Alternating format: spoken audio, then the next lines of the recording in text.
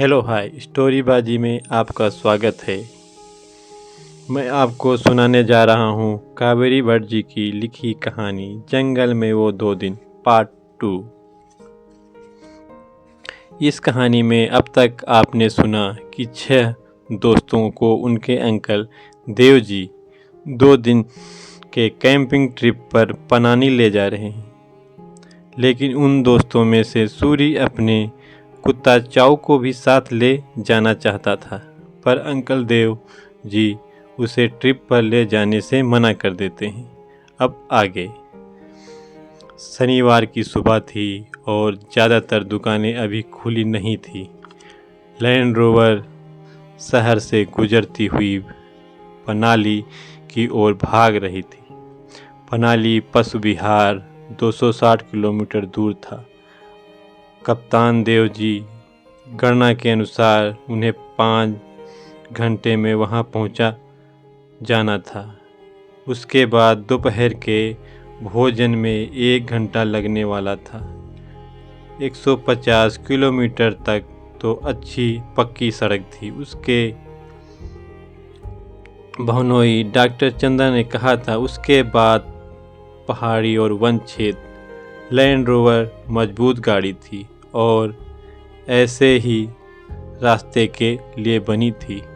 कप्तान देव आराम से स्टीयरिंग व्हील पर जम गए और स्मिता की ओर देखा, जो पास में चुपचाप बैठी थी। बेचारी कुछ बेचैन थी अभी तक। मैंने सुना है कि तुम अच्छी धावक हो, वह बोले। उनका चेहरा खिल उठा। मैं 500 मीटर की दौड़ में अच्छी हूँ। इंटर स्कूल फाइनल में फर्स्ट आई थी, स्मिता ने बोला। कप्तान देव ने प्रशंसा के भाव से सीटी बजाई। पहले कभी कैब में गई हो? केवल गर्ल गाइड्स के ट्रिप पर। बहुत मज़ा आया था। हमने खाना पकाने के लिए स्वयं आग जलाई थी और 20 किलोमीटर चले भी थे। कप्तान देव ने कहा, आशा करो कि पनाली में कुछ जानवर दिखाई दे जाएं। विजी और विनय तो पहले भी वहां जा चुके हैं। विनय कहता है वहां बहुत सारे वन पशु हैं। स्मिता बोली, वह हर बात को कुछ ज़्यादा ही बढ़ा चढ़ा कर कहता है। दुनिया में सबसे बड़ा गप्पी है विनय। लेकिन बाद में उसे खेद हुआ कि उसने यह सब क्यों कहा। अंकल सोचेंगे कि कैसी ओछी लड़की। वास्तव में वह ऐसी थी नहीं, लेकिन कई बार विनय उसे किस बुरी तरह चिढ़ाता था। अंकल, विजी कहती है कि आपका निशाना बहुत अच्छा है। क्या यह सच है कि आपने जंगली सुअर मारा था? बहुत समय पहले की बात है। तब हम लोगों को वन्य जीव संरक्षण के बारे में कुछ विशेष पता नहीं था। अब तो मैं राइफल केवल अपनी रक्षा के लिए उठाऊंगा, किसी जानवर को मारने के लिए नहीं। सूरी इस सारा समय चुप ही रहा था। वह रह रहकर अपनी गर्दन खिड़की से निकल कर देखता। उससे कप्तान देव को गुस्सा आ रहा था। लड़के को हुआ क्या है? वह बहुत परेशान दिखाई पड़ता है। उन्होंने चेतावनी दी। सूरी, तुम पीछे होकर ठीक से बैठो। यही ठीक है तुम्हारे लिए। जी अंकल। 1 किलोमीटर और चलने के बाद वे शहर की सीमा से काफ़ी बाहर निकल गए थे तो सूरी ने एक बार फिर सिर बाहर निकाला। बच्चे, अगर दोबारा यह हरकत की तो तुम्हें खिड़की से बाहर फेंक दूंगा, कप्तान देव ने गरज कर कहा। एकाएक सूरी बहुत उत्तेजित हो उठा। वह सीट में कसम खाने लगा और अपनी बाजू हिलाने लगा। रुको रुको, वह आ रहा है, वह यहीं है, वह चिल्लाया। कौन? क्या? अंकल ने चिल्लाकर कहा। पागलों की तरह मत हिलो, मैं कह रहा हूँ, बंद करो यह पागलपन। सूरी जैसे सुन ही नहीं रहा था। वह चाऊ है, वह हमारे पीछे पीछे आ रहा है। अंकल, उसके लिए रुक जाइए, प्लीज़ अंकल रुक जाइए ना, उसने विनती की। क्या मुसीबत है? कप्तान देव बड़बड़ाए और लैंड रोवर को बाईं ओर करके रोक दिया। सूरी ने जोर लगाकर दरवाज़ा खोल लिया। चाऊ कूद कर उसकी गोद में आ गया। वह हाँफ रहा था। उसकी आंखों में विजय का भाव था। कप्तान देव ने गुस्से सूरी को देखा। तुम्हें सब पता था? तुम जानते थे कि कुत्ता हमारा पीछा कर रहा है, क्यों?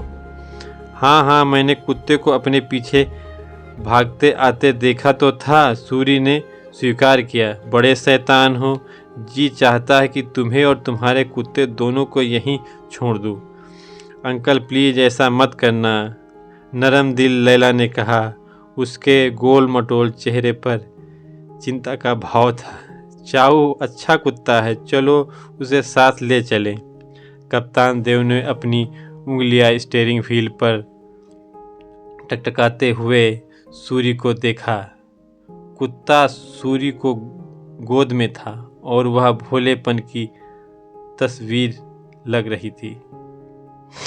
ठीक है, उन्होंने लंबी सांस लेकर कहा, लेकिन मैं तुम्हें पहले ही सावधान कर रहा हूँ, कुछ भी गड़बड़ की तो समझ लेना। अंकल धन्यवाद। शुरू में कुछ देर तक बोलते रहने के बाद पिछली सीट पर बैठे चारों बच्चे चुप हो गए थे। विजी सोच रही थी, क्या उसे कहना चाहिए कि वह कैब में पूरी बनाएगी। वह बेलन इत्यादि सारा सामान लाई थी, लेकिन विजी को यह भरोसा नहीं था कि उसकी बनाई पूरी भी उसकी मम्मी की पूरियों की तरह फूली फूली और सुनहरे बनेंगी। विनय ने आगे की सीट पर स्मिता को अंकल के साथ हंसकर बातें करते देखा तो वह क्रोध से भर उठा। वह अंकल के पास आगे बैठकर ड्राइविंग सीखना चाहता था। अब स्मिता उसकी जगह बैठी हुई थी और उसने बार बार मुस्कुराकर अंकल को जैसे काबू में कर लिया था। वह अपनी आकर्षण अदाओं से किसी को भी काबू कर सकती थी। विनय यह कभी किसी के सामने कहने वाला नहीं था, पर वह स्मिता से इसलिए नाराज था कि उसने विनय को ऑल राउंडर स्टूडेंट प्राइज के लिए हरा दिया था, केवल 2 नंबर से। दिलीप राइफल पर उंगलियां फिराता हुआ सोच रहा था कि अंकल उसे इससे कुछ बटेरों पर निशाना लगाने देंगे या नहीं। कितना मज़ा आए अगर आधा दर्जन मोटे ताजे बटेर हाथ लग जाएं। उसकी मम्मी पूछेगी, बेटा उस थैले में क्या है? मैं कहूँगा बस कुछ बटेर है, मैंने शिकार किया है इनका, उन्हें रोस्ट करने से अच्छा रहेगा। उसकी मम्मी की आंखें जाग उठेंगी, चमक जाएंगी। दिलीप तुमने शिकार किया है इनका, क्या सच? लैला बोल बोल कर थक गई थी। वह अपने घुटनों को बाजुओं से घेरे चुप बैठी थी। लैला के पास एक गुप्त चीज थी, एक छोटे से गोल डिब्बे में जो उसके थैले में रखा था। वह उसके बारे में सोचकर प्रसन्न थी और उसे अपराध बोध भी हो रहा था। पहले वह दिलीप को बताना चाहती थी, लेकिन तब यह गुप्त बात थोड़े ही होगी, सो वह चुप हो गई। सड़क अब ऊबड़ खाबड़ हो गई थी। लैंड रोवर उछलती खड़खड़ाती धूल भरी सड़क को पार कर रही थी। सड़क इतनी खराब थी कि जब लकड़ी ले जाती लारी इत्यादि पास से गुजरती तो धूल का बादल उठकर उनके नाक मुंह में भर जाता और सांस लेना भी कठिन हो जाता। 1 बजे तक वे मुरगांव पहुंच गए। मुरगांव एक छोटा सा गांव था जिसकी आबादी शायद कुछ 100 थी। कुछ झोपड़ियां का झुंड, एक छोटा सा स्कूल, एक दुकान जिसमें और घरेलू चीज़ों के साथ साथ चाय भी मिलती थी। कप्तान देव ने लैंड रोवर एक बरगद के छायादार पेड़ के नीचे खड़ी कर दी और कहा, हम यहीं दोपहर का भोजन खाएंगे। विनय खाने की टोकरी बाहर निकालो। लैला बोली, मुझे बहुत भूख लगी है, खाने के लिए बहुत सी चीज़ें होंगी, आशा है। श्रीमती चंदा ने दोपहर के भोजन के लिए नींबू, चावल, आलू के पराठे, फल रखे थे। उन्होंने छक कर खाया और फिर कुल्हड़ों में आई दुकान की चाय पीकर ताज़ा महसूस करने लगे। आखिरी केला सूरी के हाथ में था। जब कप्तान देव बोले, खाने की हर चीज़ अब पूरी तरह ख़त्म कर दो, अब इसके बाद हम स्वयं ही पका कर खाएंगे, यही कैंपिंग का असली स्टाइल है। विनय ने टोकरी उलट दी, यह दिखाने के लिए उसमें कुछ नहीं बचा है। मम्मी ने एक डब्बा दूध रात के लिए दिया था, बाकी खाना बनाने की सूखी सामग्री है। वीजी ने अपनी स्कर्ट पर से रोटी के टुकड़े झाड़े और खड़ी हो गई। 2 कप के बज चुके थे। उसने कहा, अब सूर्य की रोशनी में आंखें मिचमिचाती हुई कैप्टन देव की ओर देख रही थी। यहाँ से कितनी देर लगेगी वहाँ पहुँचने में? तुम्हें तो पता होना चाहिए क्योंकि तुम पहले भी वहाँ जा चुकी हो, कैप्टन देव ने मुस्कुराकर कहा। सड़क ज़्यादा अच्छी तो नहीं है, शायद 2-3 घंटे लग जाएं। उन्होंने खड़े होकर अंगड़ाई ली। विनय, मुझे एक प्याला चाय और ला दो। जागने के लिए मुझे आज इसकी ज़रूरत है। भगवान जाने इसके बाद अगला प्याला कब मिलेगा। यदि कैप्टन देव को उसका उत्तर पता होता तो सब वापस गाड़ी में चढ़कर चल पड़े। सूरी ने पेट भर खाया था, सो वह कुछ ही मिनटों में सो गया। उसका सिर स्मिता का सहारा लिए ढलक रहा था। चाऊ चुपचाप सूरी की गोद में बैठा था। उसका जी स्मिता के पीले दुपट्टे को खींचने को कर रहा था, मगर वह किसी तरह अपने को रोके हुए था। वह प्रमाणित करना चाहता था कि वह सचमुच बहुत अच्छा कुत्ता है।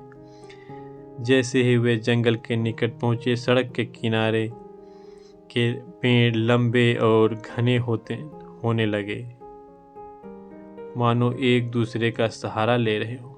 अब कैप्टन देव लैंड रोवर धीरे धीरे चला रहे थे। यहाँ सड़क सकड़ी और टेढ़ी मेढ़ी थी। कुछ धूल में लिपटी ऊंची ऊंची गीली पहाड़ियाँ ऊपर उठ रही थी। 1 घंटे की ड्राइव के बाद उन्हें एकाएक पनाली वन्य पशु विहार का बोर्ड दिखाई दिया।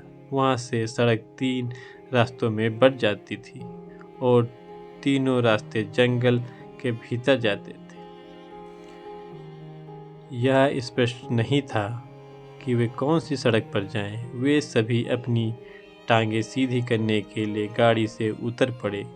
दिलीप ने एक गिरे हुए साइन बोर्ड को उठाया। देखो, इस पर लिखा है कैंपिंग साइट के लिए इस ओर, लेकिन किस तरफ? तुम दोनों तो यहाँ पहले आ चुके हो, कैप्टन देव ने जुड़वा बच्चों की ओर मुड़कर कहा। तुम्हें कुछ याद है? वीजी ने सिर हिलाकर कहा, नहीं, मुझे कुछ याद नहीं। इस तरफ, विनय बोला। उसने बाईं ओर वाले रास्ते की तरफ संकेत किया। वह रास्ता घूमता घामता पहाड़ियों में जाता लगता था। मुझे अच्छी तरह याद है, यही रास्ता कैंपिंग स्थल की तरफ जाता है। ठीक है, कैप्टन देव बोले और अपनी सीट में बैठ गए। सब बैठ जाओ, अब बहुत धीरे धीरे ड्राइव करना पड़ेगा। अपनी खिड़कियों के शीशे चढ़ा लो और जंगली जानवर देखने के लिए आंखें खुली रखो। सच में लैला चहचाई। यदि उन्होंने हम पर हमला कर दिया तो? दिलीप बोला, हमारे पास हथियार है। उसने बंदूक को सहला कर कहा, और जरा अपनी आवाज़ नीची रखो, नहीं तो जानवर डर कर भाग जाएंगे। कैप्टन देव बोले, जंगली जानवरों को जब तक छेड़ा न जाए वे आमतौर पर आक्रमण नहीं करते, और कैंपिंग स्थल अच्छी तरह से सुरक्षित होगा, चिंता मत करो। लैंड रोवर कच्चे रास्ते पर मुश्किल से बढ़ पा रही थी। रास्ते के मोड़ खत्म होने में ही नहीं आ रहे थे। ऊपर पेड़ों की टहनियाँ धूप से बचा रही थी। अजीब सा अंधकार छा गया, अवास्तविक, क्योंकि सूर्य अभी निकला हुआ था। पेड़ एक विशाल पर्दे की तरह सूर्य के प्रकाश को नीचे नहीं आने दे रहे थे। वीजी भय मिश्रित उत्तेजना से कांप उठी। उसने देखा पेड़ों की टहनियाँ लैंड रोवर के शीशे को ऐसे छू रही थी जैसे उनके हाथ अभिवादन के लिए फैले हों।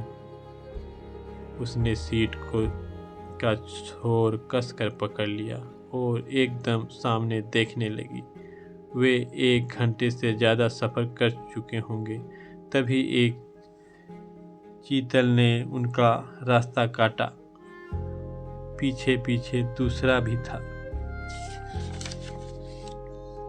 स्मिता अपने कैमरे को ढूंढती हुई बोली, अंकल जरा रुकिए, मैं कुछ तस्वीर लेना चाहती हूँ। कैप्टन देव ने कहा। बाद में उन्होंने इस इनकार का कारण नहीं समझाया। स्मिता ने देखा कि उनके होंठ सख्ती से भींचे हुए थे और हाथ स्टीयरिंग व्हील्स को कसकर पकड़े हुए थे।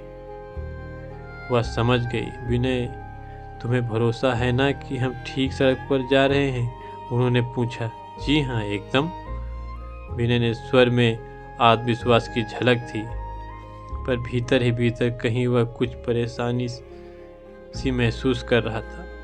वे आगे ही आगे बढ़ते हुए वन में और भी गहरे धंसते गए, लेकिन कैंपिंग स्थल का पता ही नहीं चला।